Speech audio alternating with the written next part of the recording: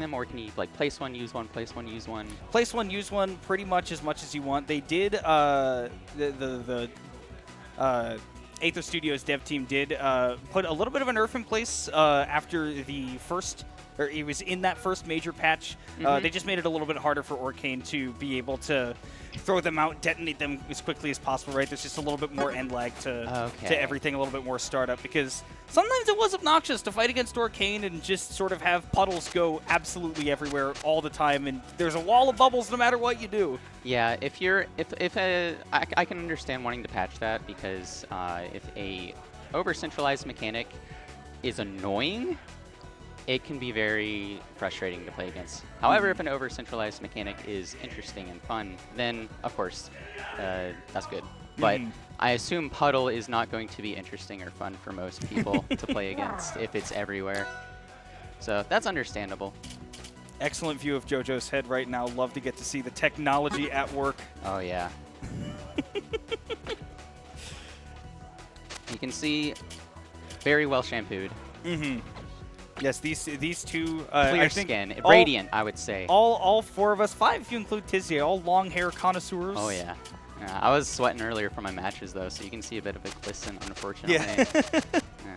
Oh well. That's why I keep half of my hair up at all times. I'm just like, well, you know, you've got this side up, the other side, don't worry about it. Yeah, I got most of the rest of it in a ponytail in the back. Otherwise, I get way too hot and way too sweaty. Oh yeah. Even up here in the winter months, but now we will get into the beginning of this set.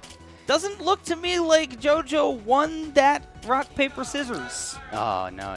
I wonder if that's going to be a telling for how the set's going to go. I don't know the history between these two players, if they played much, because I've only been here for a couple weeks, so. But I know they're both very good. Maya, very, very good from what I've seen. I didn't get to see JoJoDaHoBo play much besides replays, but that is very unfortunate. Yeah, rough start from Maya. Now, I mean, Maya does love to go hard off stage, right? Not afraid to edgeguard as an Orcane, particularly against the more vulnerable characters out there.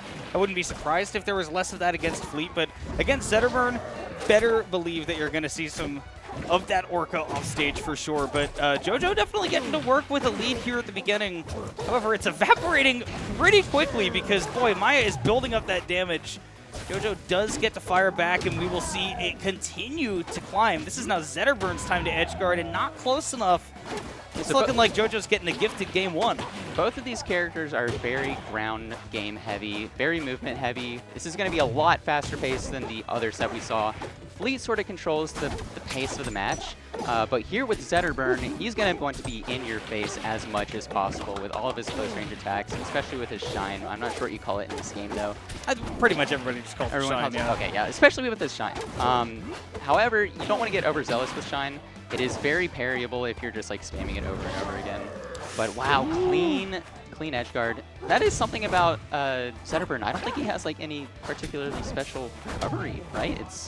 He's got the down B mix-ups if you go for the wall jumps afterwards, especially. And at times it can also be a little bit difficult to, contest him, figure out, okay, is that down B coming on stage? He can double jump out of it once it reaches a certain distance. Yeah. So he does have some mix-up game in there. Godai Delta is not a stage where it's particularly potent to mix up.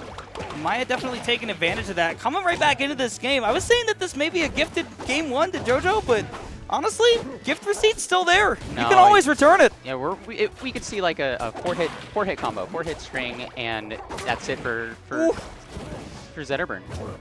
And there's oh my god. Jump. Okay, yeah, there's the wall jump. I don't know how fast Orcane can refresh for ledge invincibility. How do you know if Orcane has a fast ledge refresh? Refreshing, it does get a little bit harder. I do think that you can use the Orca Hop to do so, but that does take a little bit of time. So you have to prepare for it. Normally you gotta time it, yeah. But hey, both of these players one hit away. Dead even percents. Both of them can just get a straight hit to close this one out. And what we're looking for it. Yeah. I was just saying Maya loves to let it rip, but in that case, but JoJo was ready this time. Zetterburn is a fast enough character, and JoJo's got the reactions to dive in. No gift receipts. We unwrap that present and we take it for game one. Yeah, Maya was wanting to get that. Is that F smash? Yeah, F strong. Okay, so that's F strong. Okay, so F strong. Zetterburn was ready. So JoJo just wave dash back, came back in with his own. we're going to Fire Capital for game number 2, so plenty more space to work with. A little bit harder to get Orcane off stage if you're playing in the center just because of the sheer size of the stage, which, I don't know, after that game 1, maybe Maya wants that, but certainly Orcane has got the movement, especially the grounded movement, right, to really give Zetterburn some fits. If she gets the lead, huge stage for her, but obviously JoJo's got the ability to fight back because he's also playing a fast character. Fast character. Orcane is pretty lightweight as well, so even though this is a really big stage, I would say most strong attacks are going to kill at around the same percentages, at least if you're near the ledges. So we got the wall jump there. We have really high platforms. We got the weird platforms on this stage. That's probably the most significant difference here. I'm not sure if either one of these characters utilize them that well. I was thinking the same thing, yeah. Because they don't have like moves that really follow up that high. They just want to get really close to each other, combo you over and over and over again until you're at like 120 and then kill you.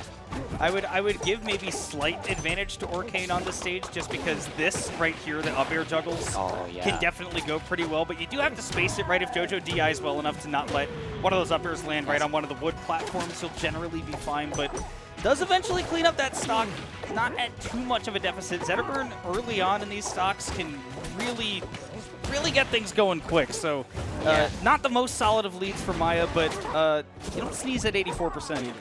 No, but yeah, like you're saying with Zetterburn, if you get like your hit started at low percent, your opponent's going to be at like 50, 60, 70 before you know it. And that's what Zetterburn wants. That's like what his whole early game plan is about. We got a quick shield out though there. I haven't really seen either player parry that much, which is interesting. Do Rivals players not parry very often, or is it like play style? Oh, the top players certainly do, and I think that's one of the big delineations between, I would say, like the top 20, 25 in the world versus like the high-level players and the top-level players, right? Okay. See, those top-level players rip that parry really, really often. And I know that JoJo, for example, right, is he's the type of player that's in that stage where he's just trying to really build that combo game at the start, right? Be able to fight mano-a-mano, and then after that really build up that knowledge of the system mechanics. And I think Maya, it's just risky to parry against Zetterburn if you don't have a good read, if he's not doing just shine down air over and over. Speaking of shines, oh wow, gonna be a that was a big beautiful one. sequence. Beautiful. I just saw the caster, I mean the stream runner hit the replay button. That was so beautiful. Save that for later. Yeah. Oh no, miss input. It was a great like sequence, but it sort of hurts to like have it flop like that at the end, even if like you started the stock. Yeah. Still deserved. Yeah, I mean, look, your opponent SDs twice in game 1, you know, you can deign to give them an SD in game 2, just like at least one, right? Make it fair. But yeah, we have seen that over-reliance on the down B in the recovery from JoJo has gone into a couple of tough situations. Not too many high recoveries. So we'll see if that changes up. Now, Hyperborean Harbor, early on in the game, I think a lot of people who are picking up Rivals 2 for the first time, and this is me included, looked at this stage and thought, oh, I'm taking Zetterburn here every time. What, Fox McCloud can't, you know, ride a ledge to recover? This is great. But because of those down Bs, he's got great. So many options to recover, and being able to go through under the stage. Zetterburn sharks really well as well. So the main thing, if Zetterburn is recovering under the stage, you're going to want to either parry the up B, or I'm not sure. Can he grab the ledge reverse if you reverse? He can, yes. Okay. Yeah. So he's got options. At worst, things are going to be a 50-50. It's not that bad for him. For being real. Great follow-ups back and forth, left and right. I do have to say one thing. I'm really impressed by Maya's ability to consistently hit the sweet spot of that back air. I think that is one of the delineations between, like, somebody who's pretty good with Orcane and somebody who really plays Orcane. I don't know the frame data on it or the hitboxes. Do you know much about it? It's very awkward. It's very easy to just, you know, there are a lot of things. Is you got the first weak hitbox, and then you have to hit that second hitbox. That's the super powerful one. Is the weak hitbox lead out of or into, or is it just a? It's just there to like kind of set your opponent up. But you know, if you hit fall, if you're like rising or falling in a bad spot, right? Because a lot of people try to line up the first hit of the back air, right? Because you think, okay, I have to hit them with back air, but what you really want to aim for is that second hit of the back air. Oh, that is Maya's tricky. doing a really good job of that. Okay, super noted. I'm going to look out for that. Oh, wow, great parry. You were talking about timing reads, how that's so important if you're going to stand on top of the puddle. JoJo's got him, and the up air off the top. This is why Zetterburn loves this stage. So in this game, I used to play Melee, so that's where most of my experience comes from. I played that game for a very long time now, I think like 8 years. So like having player reads is a very fundamental part of my game plan. So not seeing players being able to parry when it's an option that is so unfortunate is really strange to me, because being able to get invincibility for free seems so broken to me. I mean, like if you're able to get that game sense where you're able to understand what your opponent is trying to do and be able to consistently utilize that, especially when you have things like Maple Plant and Orcane Bubbles and other stuff where you can just run into it in neutral or whatever and like see that hitbox there and be like, okay, free invincibility. That combined with the pairing from like player reads and stuff seems like it's going to be the future for this game. The people who have gotten comfortable with the parry system have for sure kind of established themselves as, hey, they're kind of at the top of the game. I know that Beastly down from my old region in Dallas, super big parrier, got top 8 at Genesis, I believe, or maybe 9th. It was one of those two. Okay, the recent one? Yes, at X2. Okay, I watched a couple of those top 8 sets. Do you remember the tag? Zetterburn, Beastly. Beastly, okay. Yeah. Okay, actually I don't remember. I'm sorry. Of course, nothing matters in the face of our Lord and Savior Plup. Yeah, Plup just has the brain. He's just got the brain. He was like doing stuff with Maple, like he never reseeded once, and I was just like, what? Yeah. Excuse me. But he's just got top player brain, and he's really good at utilizing it across platform fighters. I love how everybody saw the seed that Plup got, and literally every single person went, oh, that's way too low. Like literally everybody looked at that bracket and went, the Plup should be seeded a lot higher, no? Yeah. So, yeah, if you watch Plup, he's playing Maple like Samus. It was really funny, especially because Maple has movement options that are incredibly unlike Samus. Ooh. That was really funny. So I will point out something, and this is not to denigrate, this is taking advantage of the situation. Maya does play on box. And so being able to do those baby dash up tilts, you're definitely going to see those come out consistently. So baby dash, is that like 1 frame on, 1 frame off, or? You have a 2-frame window to do it. Okay. But yeah, that's just... If it's 2 frame, I think that's totally fine then. Oh yeah. As long as like nothing is 1 frame, you can do 2 frame stuff on a control stick most of the time consistently. JoJo with the reads, though, and this is something that you'll see often from Orcane players, is that when they get the ledge, they will try to use their glint to just get on stage and immediately throw out a hitbox. JoJo, definitely very knowledgeable of that, has seen that habit from Maya plenty of times. So I thought there wasn't glint in this game. I thought as soon as you like were actionable on stage or you tried to throw out a hitbox, your... oh no. No? Oh no, you get invincibility. So having good ledge dashes is crucial. Okay, I don't know where I heard that from. Okay, excuse that. Ignore what I just said. I can't wait for somebody in the Twitch chat to be like, actually, I'm wrong, and then I have to like pay somebody $20. No! There is no glint in Rivals. Oh. Once the wave dash is done, you can be hurt. My bad. Well, but before the wave dash is done, you do still have the invincibility. So I guess it's not but you're not actionable. Yeah, not so actionable. It doesn't really matter. That's just positioning.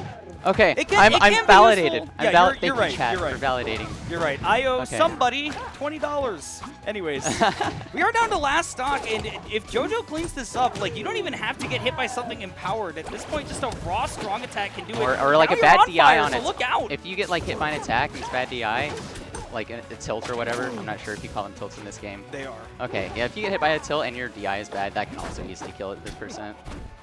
Dash dance DI is a big one. You're dashing back and you get hit like forward tilt, you just go straight line, straight into the blast zone. Oh my god. Baby hitbox, so no atomic bomb here. Yeah, no atomic bomb here. 162. Oh my god, that was the follow-up. Didn't get the reset with the bubbles. Oh, it just runs up and does it with the forward strong, so we're going to game number 5. Maya clutching it out on Rockwall with the old classic. Run up, F strong, empowered. You cannot escape. If you're on the ground, you are in danger. We are going to game number 5, and it is going to be JoJo's counter pick. I love this. In winners finals too? All right. Yeah, we're having a really hot set here. I don't don't know. This has been very enjoyable to watch. Going back to Godai Delta, we don't have Dave's stupid rule. Is that correct? We do have DSR, but obviously your opponent can say that's fine if they feel like it. And honestly, like, again, this is probably the most neutral stage in the game out of all of them. It does have pretty big blast zones, which is something to keep in mind. But, like, for most characters, especially when you're hitting that higher level, that doesn't matter too much. Like, most people have their confirms down. So, quick note, going back to parries, there's a couple of multi-hit moves in this game where if your shield gets hit by the first one, that's an immediate confirm into parry. And I haven't seen a lot of people like confirming those hits, but maybe we will with time. Like I do feel like parrying is going to become a huge like, centralized mechanic in this game. To the point to where grabs become a very important tool so that you can, like those bubbles, you could have reacted to those bubbles with parry. I feel like grab is going to become a very important neutral tool, much more important than it already is, and it's already so important. Mostly to turn like hit and parries into 50-50s as much as they can. Okay. So even with the crouch cancel, that up strong is enough to do it. Yeah, I like what you're saying, right? That I mean, at a certain point, the grab is going to become very important in that mix-up game. It's already so inherent in platform fighters. Can you tech that if you wall hug? You can. Okay, so that's just JoJo's fault right there. The forward strong in particular is a good question, but I mean, JoJo was so close to the wall that I would have to imagine that you can. It was a wall ride. I think you just hold in, and then if you have, I think if you jump whenever you tech, you can also get the wall jump as well. But yeah, I think that those techs, if you're Zetterburn, you're usually going to wall ride if you're wanting to tech a hit and you're expecting a tech.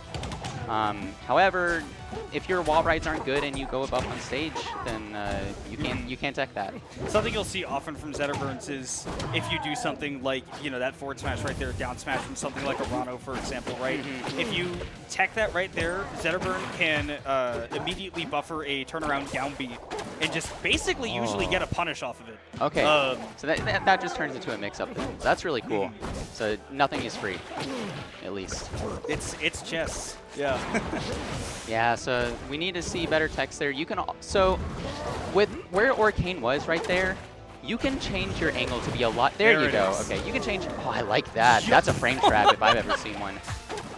But you're going to want to get better angles, I guess. Or does Zetterburn have good angles in this game, similar to Firefox? He does. He has very good angles. Okay, because you usually don't want to angle to land on stage unless that's not very often. It's not very often you want to do that. Sometimes straight up, sometimes like up and slightly away and then drift back on to grab the ledge. There's a lot of different options there. But just like the hold up left angle is usually not an option that you'll see very often until it becomes a mix-up. But of course, everything can eventually become a mix-up. Oh, I love that. Yeah, mix-ups aside, there is one thing that is not being mixed up, which is that JoJo's looking nice. Maya cleaning it up, though. We've got final game, final stock off the Angel platform, something I've never seen in my life, and I may never see again, but JoJo continues. We're innovating. Continues to innovate, No, exactly. that DI. Oh! We got Steam. Who opened up my Steam? Oh, that's not my Steam. Okay. Yeah, no, you're good this time. So earlier on stream, I accidentally broadcasted. What was your tag again? Nope, you don't have to say it. It's all right. My friend here's Steam No, you can say my tag. No, I don't remember what your tag is. My tag is Kimona. Kimona, okay. But so you don't need to tell people what you did. That's fine. Yeah, so don't rewind the stream. Don't go back and look for the screen when I pulled it up. You can ignore that. It's literally just my business email. Yeah. All right. We got a couple replays here, thanks to our wonderful folks here at the Satellite Network. Okay, so you're like a collection to Satellite Network. Tempest is one of the... Okay, so thanks. Shout-outs to Tempest for the wonderful technology here. So that Orcane move, the one where he flies back, is that like side B? That is his forward air. That's forward air. Yeah, and you'll normally... It's funny because you'll normally see Orcane fly very far with it. But yeah, that's the bubbles come out in front of him. But if you've got some good momentum going, yeah, so big hitbox. The strong hitbox for it comes out so quick. And I'm not like, I saw him like one time doing it, and he was moving so slow at the very start, and it still got that strong hit that sent the opponent way far away, and I was just like, oh my god. Yeah, the hitbox is always very strong. It just depends on your your momentum before that, how much you build that up? Oh, so